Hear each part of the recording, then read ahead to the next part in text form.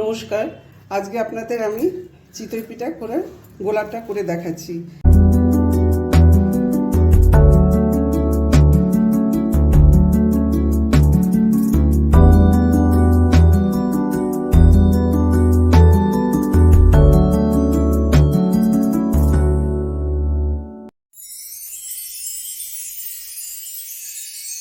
এটা আমি মিক্সিতে সারা রাত চালটাকে ভিজিয়ে রেখেছি।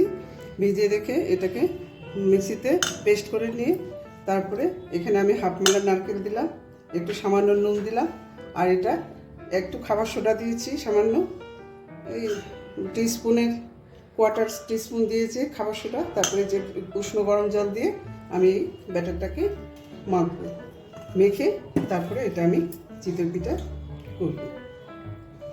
এইভাবে ব্যাটারটা আমি বানাচ্ছি। আগে মিক্সিতে আমি গুঁড়ো করে নিয়েছি, পেস্ট করে নিয়েছি।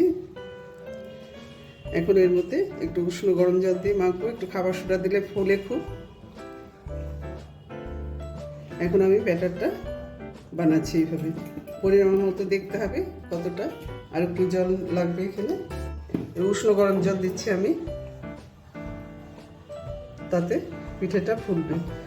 যেহেতু আমার ঠান্ডা জলে আমি গুলে করেছি, পেস্ট করেছি, এই যে এরকম পরিমাণে,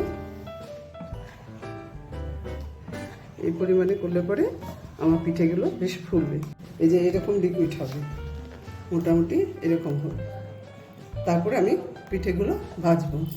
এখন এই যে আমি চিতই পিঠাগুলো করবো। ওখানে দুধ জাল হচ্ছে, আর এখানে এই যে এর মধ্যে আমি গোলাগুলো দিয়ে দেবো। এর মধ্যে একটু খাবার সোডা দিয়েছি।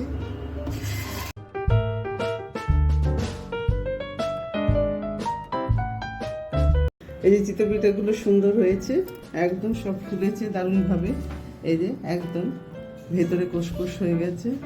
এখন এটা দুধে দিলে দারুণ হবে। ওইদিকে আমার দুধ জাল হচ্ছে, এখন এই পিঠেগুলো দুধে দিয়ে দেবো।